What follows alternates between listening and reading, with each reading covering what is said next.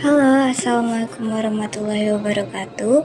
Perkenalkan, nama saya Nadia Karina, NIM 23011010100208. Di sini saya akan menjelaskan mengenai emotional intelligence. Apa sih emotional intelligence itu?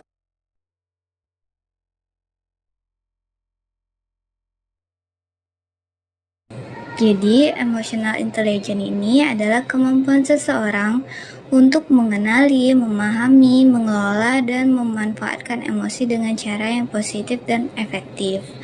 Emotional intelligence mencakup kemampuan untuk mengenali emosi diri sendiri dan juga orang lain, membedakan perasaan yang berbeda, dan menggunakan informasi emosional untuk membimbing pemikiran dan juga perilaku. Selain itu, emotional intelligence ini mencakup kemampuan untuk mengelola dan menyesuaikan emosi agar dapat beradaptasi dengan lingkungan dan mencapai tujuan.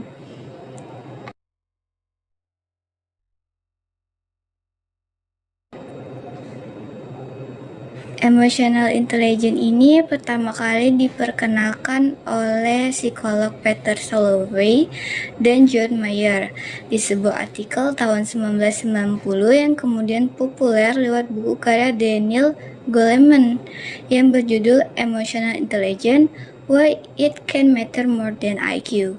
Dalam bukunya, ia menulis 5 indikator kecerdasan emosional. Yang pertama ada self-awareness, yaitu kesadaran diri, kemampuan untuk mengenali dan memahami emosi diri sendiri. Yang kedua ada self-regulation, yaitu kemampuan individu untuk mengelola dan mengendalikan emosi, impuls, dan juga perilaku mereka. Yang ketiga ada internal motivation atau motivasi internal. Ini merupakan dorongan yang berasal dari dalam diri seseorang untuk melakukan suatu tindakan atau mencapai tujuan tanpa bergantung pada imbalan eksternal atau pengaruh dari orang lain.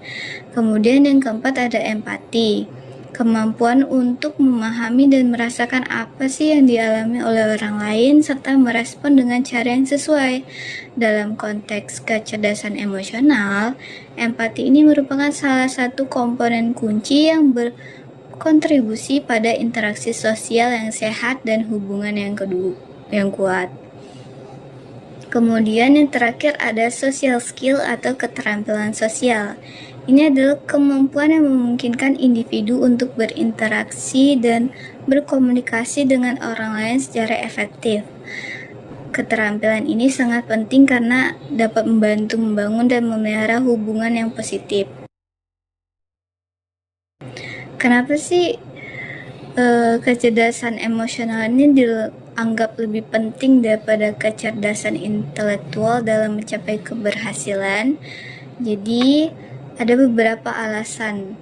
Yang pertama itu, kecerdasan emosional ini memungkinkan individu untuk mengenali, memahami, dan mengelola emosi serta diri sendiri dan juga orang lain. Nah, kemampuan ini penting dalam situasi yang menuntut pengambilan keputusan dan penyelesaian masalah, di mana emosi ini dapat mempengaruhi hasilnya. Yang kedua, emotional intelligence membantu individu dalam membangun dan memelihara hubungan yang positif. Kemudian yang ketiga itu, individu dengan kecerdasan emosional yang tinggi cenderung lebih mampu menghadapi stres dan tantangan. Jadi mereka ini dapat mengatasi kegagalan dan frustasi dengan lebih baik, yang memungkinkan mereka untuk tetap fokus pada tujuan mereka dan beradaptasi dengan perubahan.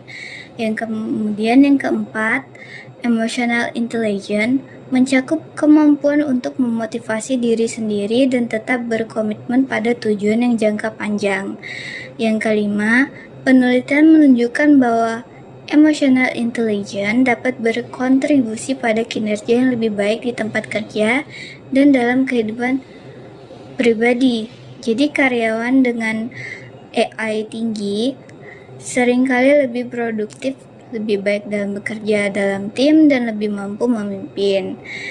Yang keenam, kecerdasan emosional ini berhubungan dengan kesehatan mental yang lebih baik.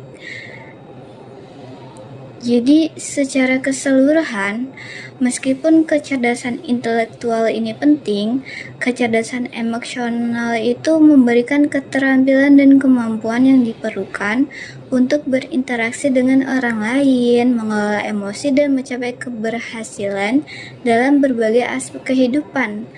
Hal inilah yang menjadikan AI sebagai faktor yang sangat berharga dalam mencapai keberhasilan yang berkelanjutan. Kemudian ada tanda tingginya kecerdasan emosional. Yang pertama, individu dengan kemampuan AI yang tinggi mampu mengendalikan emosi mereka seperti marah atau cemas dan tidak membiarkan emosi tersebut mengganggu pengambilan keputusan atau interaksi sosial. Yang kedua, mereka memahami dan merasakan emosi orang lain serta menunjukkan kepedulian dan dukungan yang sesuai. Ini dapat membantu dalam membangun hubungan yang kuat dan juga saling mendukung. Yang ketiga, individu dengan AI yang tinggi mampu menyampaikan perasaan dan pikiran mereka dengan jelas dan terbuka, serta mendengarkan orang lain dengan penuh perhatian. Yang keempat, mereka dapat mengelola dan menyelesaikan konflik dengan cara yang konstruktif, mencari solusi yang menguntungkan semua pihak tanpa merusak hubungan. Yang kelima, individu tersebut memiliki kemampuan untuk memotivasi diri sendiri, menetapkan tujuan, dan tetap fokus pada pencapaian meskipun menghadapi rintangan. Yang keempat, mereka mampu beradaptasi dengan perubahan dan situasi baru serta tetap tenang dalam menghadapi stres atau tantangan. Nah, selanjutnya itu adalah tanda-tanda rendahnya kecerdasan emosional. Yang pertama, individu dengan emotional intelligence yang rendah ini seringkali kesulitan dalam mengendalikan emosi mereka. Hal ini dapat menyebabkan ledakan emosi atau reaksi berlebihan dalam situasi yang tertentu. Yang kedua, mereka mungkin tidak memahami atau merasakan emosi dari orang lain yang dapat mengakibatkan kesulitan dalam membangun hubungan yang positif. Kemudian, individu tersebut ini juga mengalami kesulitan dalam menyampaikan perasaan dan juga pikiran mereka, serta tidak mendengarkan dengan baik saat orang lain ini berbicara. Yang keempat, mereka mungkin menghindari konflik atau tidak tahu bagaimana menyelesaikannya dengan cara yang konstruktif. Hal ini dapat menyebabkan masalah yang lebih besar di kemudian hari. Yang kelima, individu dengan emotional intelligence yang rendah mungkin merasa sulit untuk memotivasi diri sendiri dan cenderung menyerah pada tantangan atau rintangan. Yang keenam, mereka ini mungkin merasa tertekan atau cemas ketika menghadapi perubahan dan kesulitan untuk beradaptasi dengan situasi yang baru. Tanda-tanda ini dapat membantu dalam mengidentifikasi kecerdasan sosial seseorang yang berpengaruh pada kemampuan mereka untuk berinteraksi dengan orang lain dan mengelola emosi mereka sendiri. Bagaimana sih contoh kasus nyata tentang emotional intelligence ini? Untuk kasus yang kedua yang akan saya ambil mungkin ketika menghadapi pelanggan yang tidak puas. Ini karena saya kebetulan bekerja di bidang F&B. Misalnya dalam situasi seorang agen layanan pelanggan di sebuah perusahaan retail menerima telepon dari pelanggan yang sangat marah ketika pesanan mereka terlambat dan barang yang terima rusak. Nah, tindakan agen tersebut yang pertama itu harus menggunakan emotional intelligence untuk menangani situasi tersebut, di mana dia nih harus tetap tenang dan mendengarkan keluhan pelanggan dengan penuh perhatian. Jadi agen ini harus menunjukkan empati dengan mengatakan, saya mengerti kenapa situasi ini sangat membuat Anda merasa frustasi.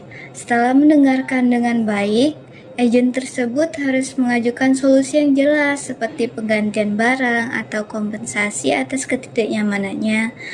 Nah, agen tersebut juga harus memastikan bahwa pelanggan mengetahui setiap langkah yang diambil untuk menyelesaikan masalah. Hasilnya, pelanggan ini akan merasa dihargai dan diakui meskipun pada awalnya marah, akhirnya merasa puas dengan cara masalah tersebut setelah ditangani. Pelanggan tersebut kemudian memberikan ulasan positif tentang layanan pelanggan perusahaan.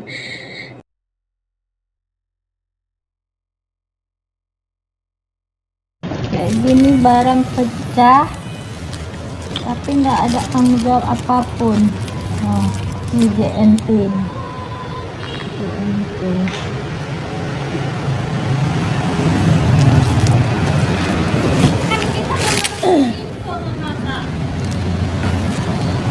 Iya, makanya kan kalian jadinya kan nggak paksa hati gitu. Oh, hancur barang orang.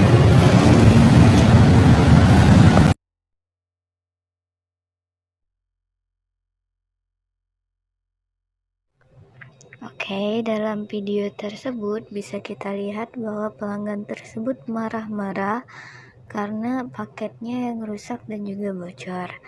Sebenarnya jika dilihat dari dua pihak,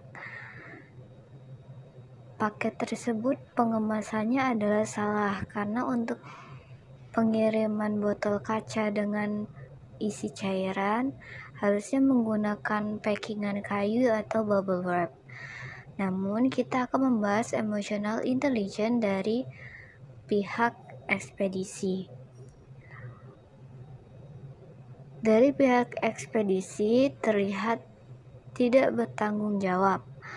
Ini menunjukkan bahwa emotional intelligence-nya masih kurang. Solusi yang harus ditawarkan adalah dengan mengedukasi pelanggan tersebut tentang pempackingan, dan juga harusnya dari awal pihak ekspedisi menyarankan packingan yang sesuai dan juga mengkonfirmasi bahwa packingan tersebut bisa saja berkemungkinan untuk pecah dan rusak selama dalam pengiriman.